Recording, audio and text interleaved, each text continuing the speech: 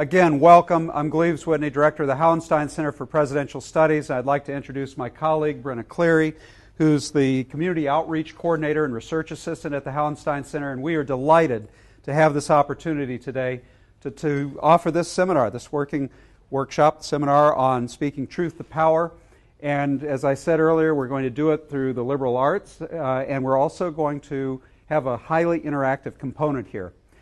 The Ring of Gyges, what a story. If you have read Plato, and if you read the Republic in particular, it's a pretty intimidating book. But book 2, so early on, a lot of people who are asked to read it in class, they do get to book 2 anyway and get the story. It is a very powerful story, and you know variations of the Ring of Gyges. I'm just going to give you a little bit of a spoiler alert here. You know variations of it in The Lord of the Rings and in Harry Potter. You know it, for example, in Dr. Jekyll and Mr. Hyde. Remember, you have Dr. Jekyll, the respectable fellow who is a great London doctor, but he wants to disguise himself so that he can go out and do nefarious things at night, and so he becomes Mr. Hyde. So we have a lot of variations on this Gyges theme throughout our literature and our heritage. But here's the story in its essence, the story that inspired so much. You have to realize that it is a dialogue. This is not just a dry piece of philosophical writing. It does come out of a dialogue between Plato's brother, Glaucon, and several other people, including Socrates. And the essence of the story goes like this. Gyges is a shepherd, and he lives and it's the kingdom of Lydia, but it's where Turkey is today. And he's a great guy. He's married. He's respected in his community. The other shepherds think he has a lot of integrity, so he's really somebody that people look up to in his class-based society. He's out one day with his sheep, and a terrific earthquake occurs, and with the earthquake comes this horrific storm, and it drives Gyges and his sheep into a cave. Now, if you know earthquakes and caves, they rearrange the rocks and the passages and that kind of thing. Now, he knew this cave. He knew where he was going, but the cave itself had a new opening that he hadn't seen before. So he gets a brand, a torch, and he decides, well, he's got to spend some time in there waiting out the storm. He's going to go exploring. So he goes into this passage that he hadn't experienced before, and he comes into a room with a huge number of decorations, but there's a sepulcher, a stone tomb sitting off to the side, and he thought, wow, I wonder who's in there. And so he takes the log that's available, and he wedges open this lid, the stone lid of the sepulcher, and in there is a body, and he notices that it's surrounded by jewels, but there's one jewel that he sees, one gem, that catches his eye, and it's a ring. It's a ring on the finger. And Gyges is thinking to himself, now Gyges is no thief. Gyges is a good man. He's thinking to himself, if I just take this one ring, no one would ever miss it. He's certainly not going to miss it, lying there dead. So Gyges takes off the ring. He puts it on himself. The short version now is the storm passes. Gyges gets to go back to his kingdom and report to the king, because the shepherds there have to report how many sheep were lost and that kind of thing. So he does all of his business, and he has the opportunity then to meet with the other shepherds and compare horror stories of how they got through that earthquake and all the storms. It's at night, and there's a bonfire. And Gyges notices that when the shepherds are talking, they include him in most of the conversation, but he also notices that the shepherds curiously omit him as though he were not there when they're talking. And he puts it together. I mean, at first he'd say, you know how bonfires, the flames flare up and then they go back down. At first he thinks that's what's going on. But then he puts it together that the collet of this ring, when rotated to the inside, makes him invisible. And it's not long before he starts thinking of the possibilities. I can hear what other people say about me, and they don't know it. And it's not too long before he realizes that he is the most powerful human being in the world because of this capacity to make himself invisible. Now, Gyges is a good guy. Remember, he's somebody who's upstanding. The only blot on his record now is that he stole this ring. But that idea of the ring starts to work on him. And Gyges has an issue. Gyges wants to get closer to the palace because he's got a crush on the queen of Lydia, a forbidden love. So Gyges goes and he thinks, this is going to be really easy. I can turn the collar to that ring. I can become invisible. I can walk right past the guards. In fact, if I want, I can go straight to the bedchamber. So he picks a time when the king is out on a war campaign, gone. He makes himself invisible. He marches right through the gates of the palace and goes into the bedchamber of the queen. And the story goes, and by the way, a variation of this story you'll also see. Anybody remember The English Patient, the movie The English Patient? Yeah. Kristen Scott Thomas is reading a variation of this story around the bonfire. Her version's a lot better than mine. But a variation of the story is that basically the queen liked Gyges. And when she discovers the truth in the morning and in the light and he reveals who he is, they hatch a nefarious plot to dispatch the king when he comes back. Well, sure enough, the king comes back. It's kind of like a Hamlet scene where he doesn't really have to hide behind a curtain the way Hamlet did. But he just, he's invisible and he garrots the king, kills him, and that way he becomes the king of Lydia with his queen now, and she realizes he is the most powerful person on earth who's ever lived. He's got these magical powers. Now, let me interrupt the story, the narrative, for just a minute and tell you the first time I talked to a class about this was at Michigan State University, and there were about 400 people in an auditorium. Because I was asked to give a talk on political science, government. I thought, how do we make this interesting? Well, government has to do with power. And part of government, too, how to speak truth to power. So what I did at that point, and what I'm going to do with you, is I asked, what would you do if you were the one who found the Ring of Gyges? How would you respond? So this is where the interactive part starts and where it can get really fun if you're real with me. Now listen, I'm an old classroom teacher. If you avoid my eyes, I'll call on you. Okay? As we say in Texas, I guarantee I'll call on you. So I would like to know, just be real with us, what would you do if you had discovered the Ring of Gyges? Everybody's got their eyes locked on me now. You are not invisible. What would you do? Yes. I'd use it to get the things I want. You would use it. Thank you for being real. Did everybody hear that? This honest man would use it to get the things he wants, such as... I'd make sure my Bears made it to the Super Bowl. The Chicago Bears make it to the Super Bowl. And how would you accomplish that? I would be in the locker room of every opposing team listening to the plan. Oh, very good. Very good. This is what happened at MSU. I had a number of athletes in this Introduction to Political Science class, and all of them said, once they got going on this, the same thing. They'd get out there in the Breslin Arena, and they would help, Tom Izzo, and they'd be on the locker room of, say, U of M or the opponents, but then they would go out on the court and make the ball do crazy things every time. They'd block layups, they'd do all kinds of things like that.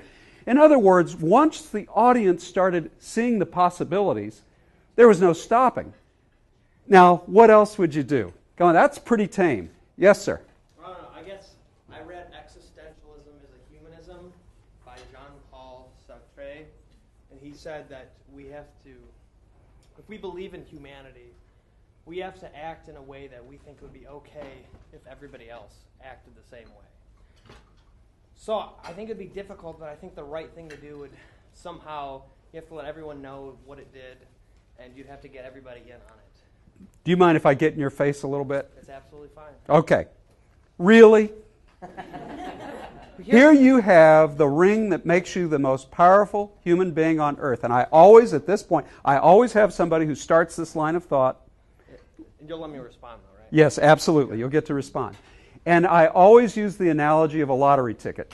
Say you found a lost lottery ticket. Uh-huh. You would just, I think I'll return it to, say, make you the wealthiest. Say it was $1 billion lottery ticket. What would you do with that? Here's the thing. Here's the thing with that, though. You're making it sound like I think it's... Because you act in a way that you think it's okay for all of humanity to act. You know, so I don't know if returning it is the best, is really what I would want someone else to do either. You see what I'm saying? I understand. Does that make sense?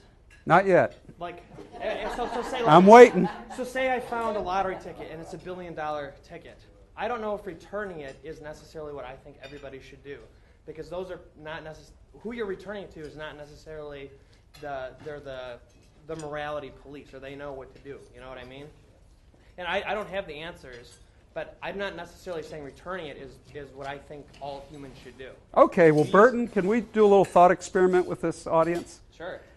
Let's, in order to be real here, if you just found a $1 billion lottery ticket, which would make you the biggest winner in lottery history, and say it was discarded in the trash on public property so it didn't look like it came from a particular house, how many of you would take the lottery ticket and return it to the Lottery Bureau? I don't think that's the right thing to do. Would everybody in here, you're a good audience. I think everybody in here is being real. So everybody in here would say, hey, that's just the brakes. Somebody threw it away. Right? Okay. Anybody in here disagree with that? Anybody? Now, Burton, I appreciate you're struggling with it a little bit. No, well, let me continue, though. Absolutely. Because I'm not saying that's necessarily the right thing to do, but I don't know. You can keep talking. I'll interrupt when I get my thoughts together. Okay, no, please. This will be good. I appreciate the opportunity to talk. I love this, actually. Okay, good. Very good. Well, you can imagine what happens when people start letting their imagination run riot. Come on, tell me some other things. You're not just going to affect the outcome of a game. What else are you going to do? Oh, I see the twinkle in your eyes. What are you going to do? You could travel easier.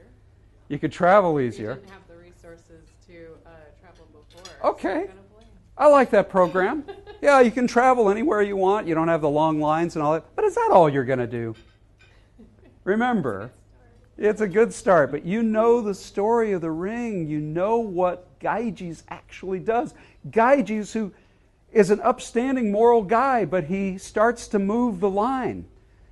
The thief, and then he becomes an adulterer, and then he becomes a regicide. He moves the line. Would we move the line? Would we move the line, ladies and gentlemen? Just probably? Well, I mean, I don't have any doubt. So if I had the $1 billion ticket, Yeah. Yes, you can do all those great things like travel, but I like to think I'm a fairly smart person and generous, so I would want to use that money for things that I thought would be good for society. But would I do that correctly, or would I get power struck and do bad things? Don't know. Well, I appreciate your honesty, because you're asking the question that this story in Plato, who's dealing with ethics here, and the justice of the soul, that's the whole point behind this story, as Plato treats it in the Republic, you're asking the question that we naturally migrate to. So I ask you, what else would you do? Yes, sir. Well, I think I would definitely do the most moral things. And He said he would definitely do the most moral things. you can sense my sarcasm. So he said sarcastically. I would probably start with stealing everything from the rich and giving it all to myself and to my friends. There we go. Now this was good. We got a Robin Hood here.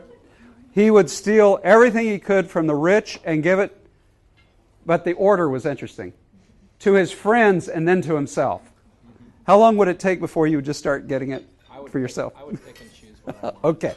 All right. I Good. would probably start messing with live TV quite a bit. Messing with live TV. You can imagine the kind of things I would do there. I won't actually say what I would do, but I'll leave Oh, no, please do tell us. No, this is the fun part. This is going to be the best part of our afternoon together. What would you do? People would end up on TV without clothes on. People would end up on TV without clothes on. Yep. People in mind that you have, then very specific targets. People that would feel very uncomfortable on TV. Okay. All right. There would be signs in the background that would briefly give a message and then it would disappear. Okay. Okay. Very good. You had your hand up. Okay. What would you do? Your name, is it Brianna? Yeah, I'm Brianna. Okay, Brianna, what would you do? I think it'd be fun to sneak into like big political meetings, like president stuff, and see what happens, like really behind the scenes and all that kind of stuff. Okay, so you have your intellectual curiosity going, and you want to see what's going on behind the scenes. But would you stop there? No, I'd probably do more. And Like what? Steal from the rich.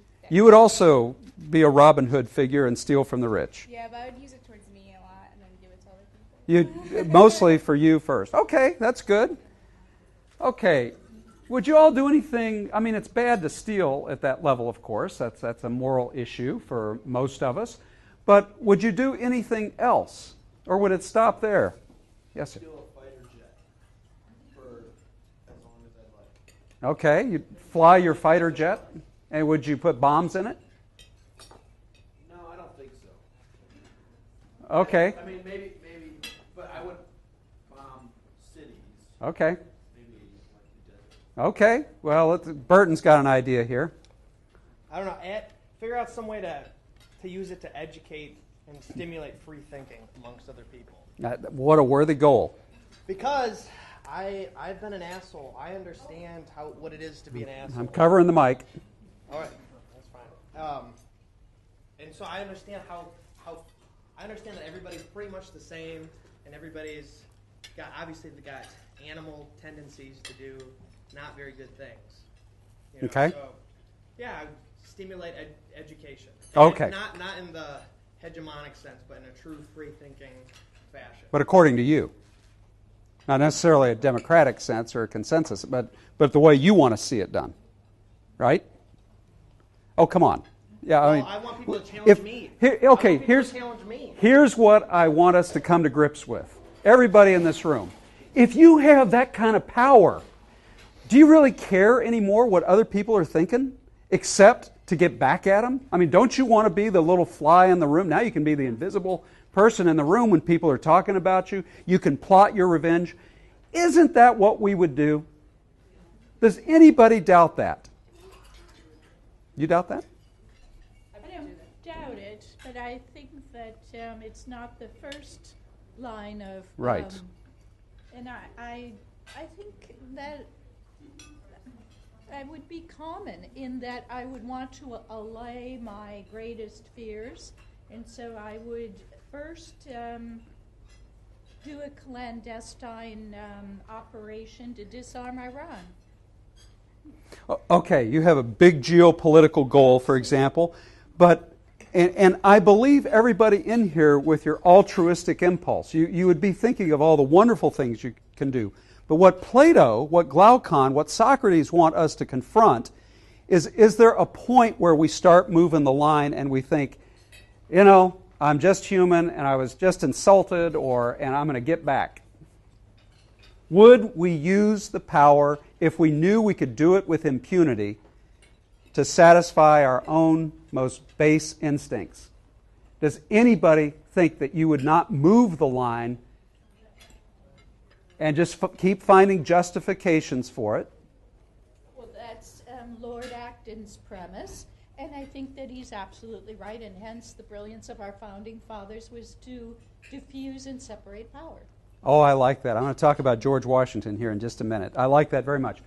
I'm sorry, your name, please? Cheryl. Cheryl points out very sagely, hence the brilliance of our founding fathers, because they all instinctively knew that Lord Acton was right when he said power corrupts. Absolute power corrupts absolutely. Okay, very good.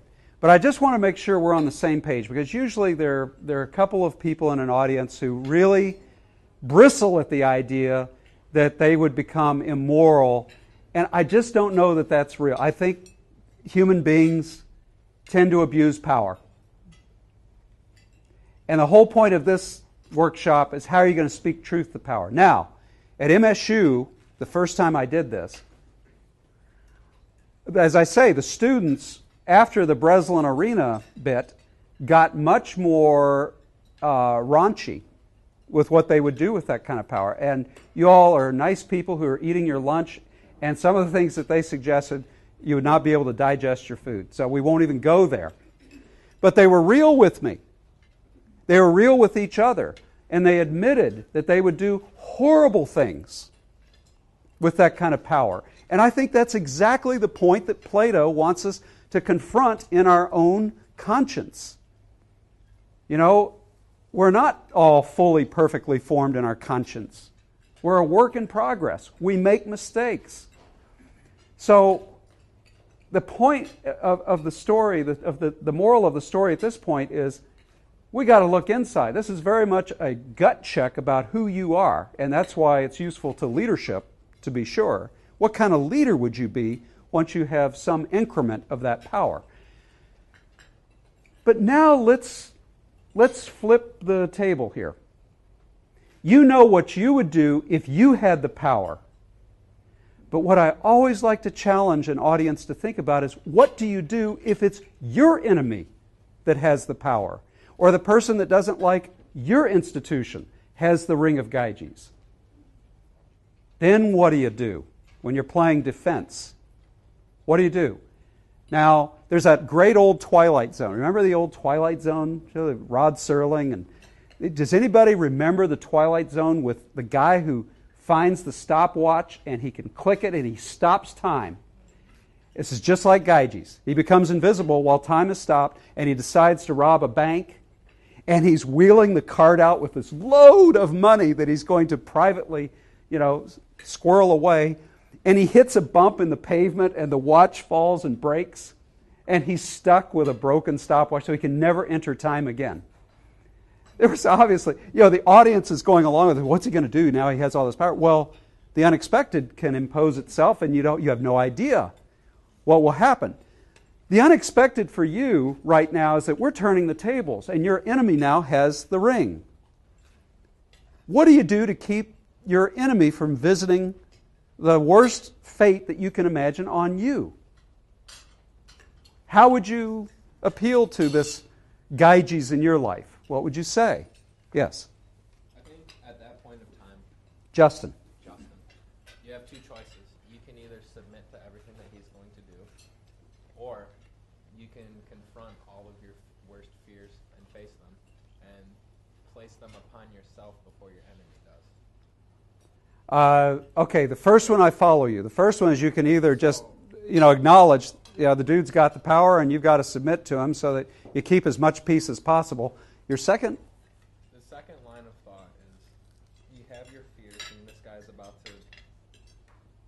going to place all these fears on you, whether it's giving all your stuff away, stealing from you, getting political control. And it's almost like submitting, except you're the one that's doing it. And it's always easier to do things to yourself than have them done to you.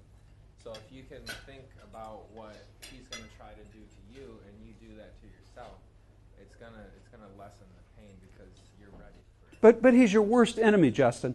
Your worst enemy doesn't want you just not to have money. Your worst enemy probably wants to torture you physically, do horrible things to you psychologically. You have not been in a Zen program, say, long enough to catch up and stay ahead of what this enemy of yours really wants to do. I admire you for trying to think of something that might work. In other words, you're trying to, kind of in a stoical way, prepare yourself for the worst. But I don't know that that's a realistic alternative. It's an interesting idea. But if this is your worst enemy, he's coming after you yesterday. Then I guess you should probably just kill yourself. Just kill yourself? Well, that would be the Stoic way, as a matter of fact. To die free. The Stoics said, like if you look at Cato the Younger, with Caesar, it's better to die free than to live a slave. All life is not worth it from the Stoical point of view, and Justin just expressed that. Carlos, you had an idea. I think that when you play defense is when your mind will, let's say, play tricks on you, right?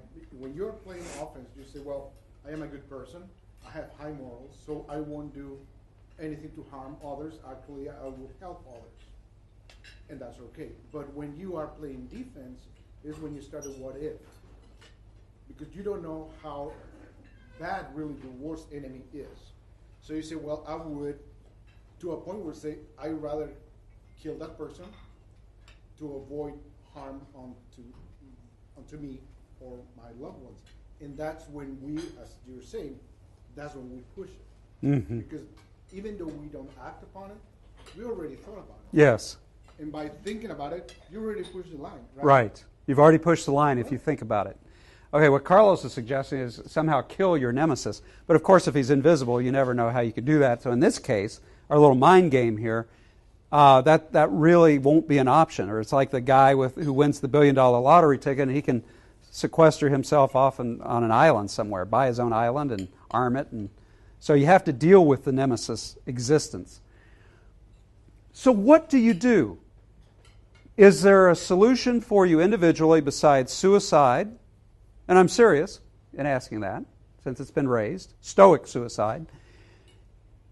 Is there a collective solution? Is there a collective solution to this? See if somebody else. Yes. I don't need to talk to someone else. Well, we do have somebody back here. Yes, please. Joshua, is that? Yeah, Joshua. Joshua. I almost imagine like Germany and the Allies, how they have to have appeasement. Appeasement. That's what I imagine. We would have to appease our worst enemy. Okay, very good. You're on to something. You'd have to appease your worst enemy. Let's hang on to that thought. We're going to develop it, I think. Yes, and your name, please. Zykia. Yeah. Yes, please. On that same line, I just thought of that movie that was out recently, 12 Years a Slave. So you appease as much as you can, but you don't let your mind be taken captive, if you will. And you continue to strategize, and you continue to think about escape. And as long as you can keep a balance between appeasement and hope for something else, you don't have to succumb. But I think that's very hard. I think there's few who do that, but I do think that's hard. And appeasement works when they're approximate equals. Let's go to another Greek thinker. If you go to Thucydides. Thucydides, you remember when he's looking at the Peloponnesian War, he says appeasement negotiation only works among equals. Sorry. That most relationships have an inequality. And what does Thucydides say? The strong do what they can and the weak bear what they must. So appeasement would imply rough parity, and in this case, the invisible guy with the ring is so much more powerful, just in raw terms of power. But is there something the community can do? Why does appeasement, I don't understand why appeasement is only between equals. Because why would you appease if you were not... In other words, why would the victor even accept appeasement? No, we'll crush you. I don't care to appease anything with you. And why would somebody who's a lot less powerful ever expect appeasement to work? Because appeasement, I will say appeasement only works if the enemy has utility. They can use you for something. But that doesn't mean you're equals. It just means they can use you for something to their own gain. And Thucydides, of course, is the father of realism in politics. And you find this straight going through Machiavelli and many of the founders of our country, that basically if you have unequal power, the more powerful will crush. As soon as you're in the way, they will crush you. And that's sort of the basis that I'm thinking this would happen. Yes? This is like modern day. Isn't Yep. this kind of like the story of Star Wars and like the rebels? There you go. Those coalitions. I mean, Yep. Isn't that? Yep. There's probably differences. Yep. I don't know. That applies. It certainly applies too. Or like even like Thomas Paine and like the way they would Yep. spread these. Yep. But what would you do as a community? Yes, please. I think, you can bring Mary. it to real modern day and look at all different kinds of community coalitions, citizens groups, neighborhood associations. That you look at perhaps the city that has power, or person that has power, and they're doing something that you don't want them to do because it's not going to be good for your community, you join together and you work at it until you win, or you come to a compromise. But, even though yeah. that other group would apparently have far more power than you do as an individual. But what would you say to this? I mean, again, if you're, I mean, just to carry this thought experiment out, if you're the most powerful person in the world, presumably you could get any nuclear weapons you wanted, any biological, chemical. I mean, anybody offer any resistance with impunity, you wipe them out. Why would you? Okay, now you're onto something. Well, because they oppose your will.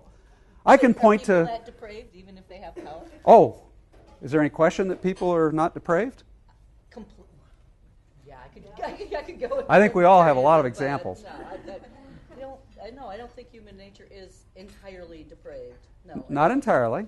But this guy keeps moving the line, and he's got all the weaponry, he's got all the horrible means to impose. What is power about? This is leadership 101. It's the first day of class leadership. We always deal with power vis-a-vis leadership or authority or influence and formal power. What is it? It's always power is imposing your will, the ability to impose your will. And I think we agree that humans being willful creatures, if you got the ring and you can get other people to just essentially be your slave, can people resist that? I mean, so what do you do as a community? Individually, we cannot confront this dilemma, especially if we are the personal enemy. But ladies and gentlemen, there is something you can do, and I want you to discover it in the course of this conversation. What can you do? Let me ask it this way. What is the one thing that the most powerful human being in the world who has abused that power, what is the one thing that person does not have? Friends.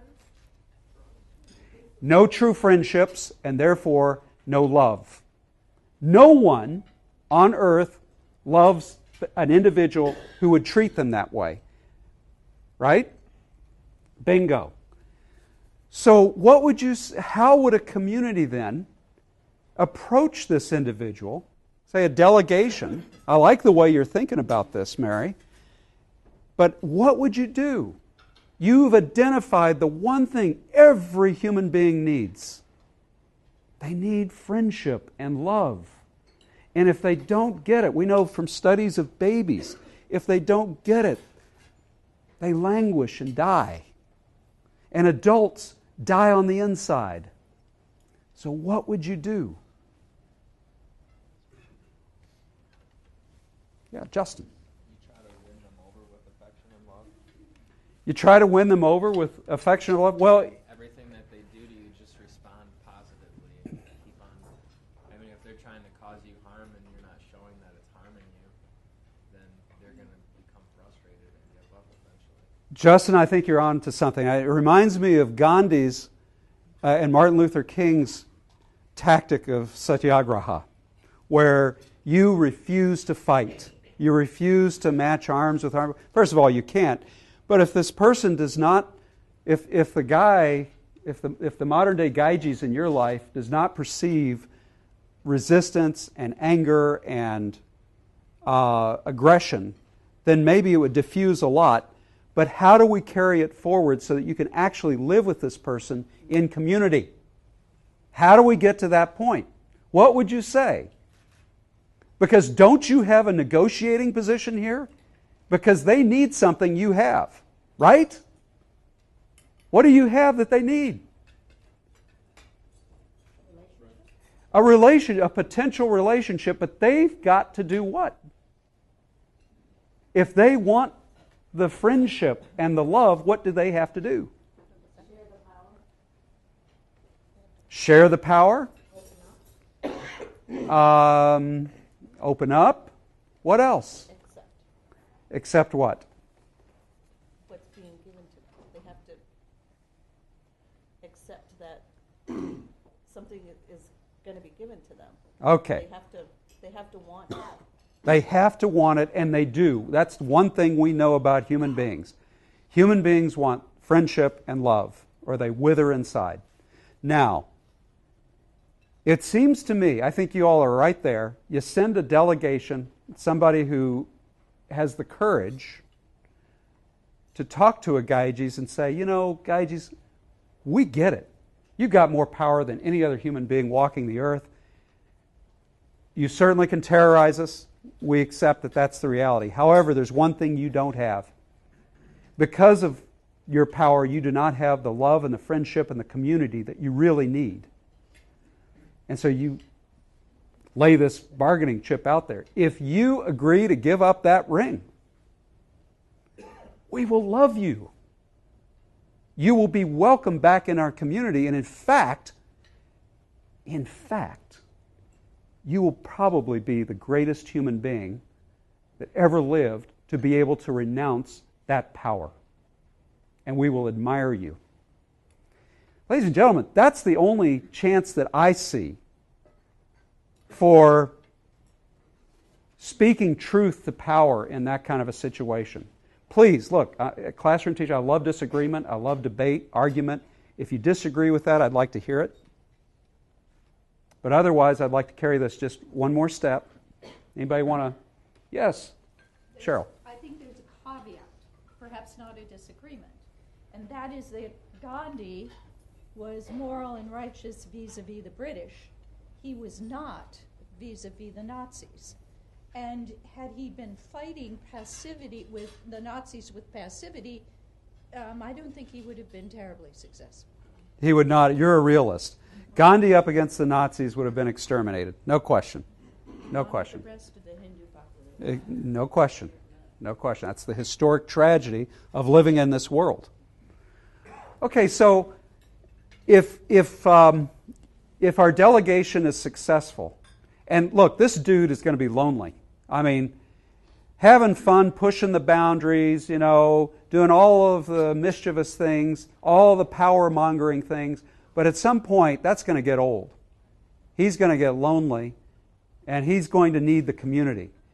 And the community that had been terrorized and powerless discovers its voice when they realize the deep humanity of that person. Well, obviously, assuming this is not a sociopath. I mean, you do have to make that assumption for this story to work.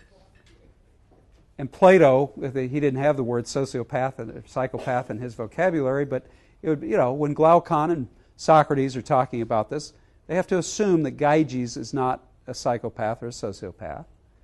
For the story to mean anything in a discussion of justice and how to speak truth to power. So I think you're there. You know, that's the resolution to this. It's our only hope. When you pick up that lottery ticket, it's our only hope, dealing with your power.